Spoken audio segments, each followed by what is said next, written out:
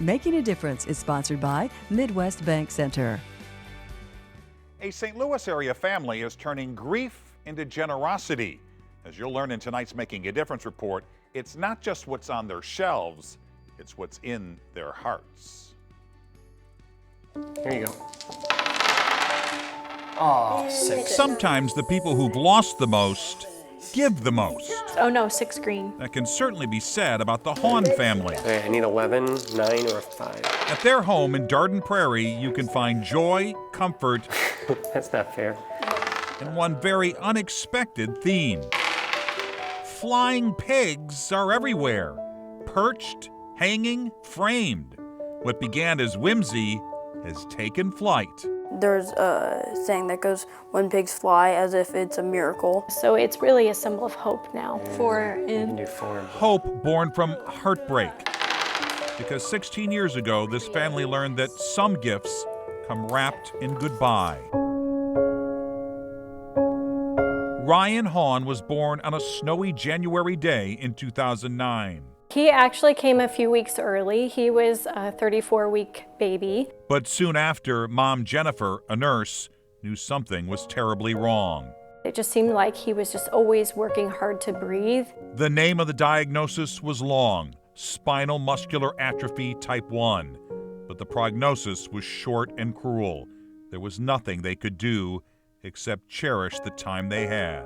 We chose to not take, major interventions, and just let him be a little boy and let him stay with us as long as God allows. Ryan would live exactly 6 months and 1 day. And when he passed away, Jennifer and Chris made a decision. When you think about what families go through when you have a child with a terminal illness, you want to do whatever you can to prevent that from happening to somebody else. That we wanted to contribute to raising awareness and funds. So the Hawn started showing up, first at our MDA telethon, then the MDA muscle walks. And slowly, step by step, grief began walking hand in hand with purpose. You're in a place where you don't have to explain it per se. People have been through similar stuff. Everybody's got their own story, but everybody just kind of gets it. They found community, and then they built one. In 2018, they started the Flying Pigs Foundation, transforming a personal symbol into a public mission. Their signature fundraiser, a night at the races. A sellout event that brings nearly 300 people together each year and has raised over $100,000. We get to sell t-shirts, we get to have horse races, we get to have raffles. And giving back is a family affair. Their kids, Charlotte and Grant, help with everything from setup to cleanup. But they're also preparing for the biggest races of their own lives. Rookie card signed by Paul Goldschmidt. Grant is getting ready to start high school. He's an athlete with a heart as big as his game. It's going to make me cry, but I've always said he's loved me enough for both of my boys. What are you most proud of? And Charlotte? Spirit Squad was. Oh, yeah. She's getting ready for college, which is its own kind of miracle. After being born with a brain disorder, doctors said might keep her from walking or talking. What do you think you're going to study?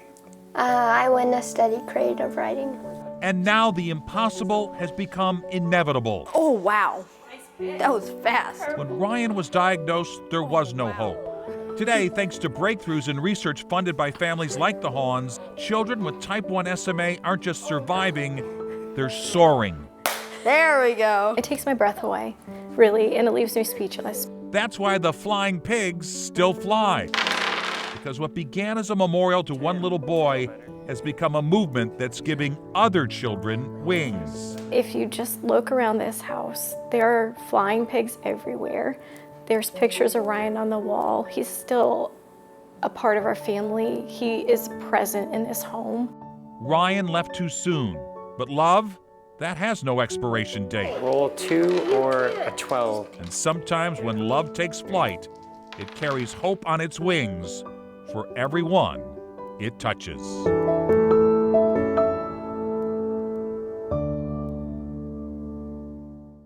And the Hawn family will once again join me for this year's Show of Strength Telethon on Labor Day weekend. More on that in the weeks to come.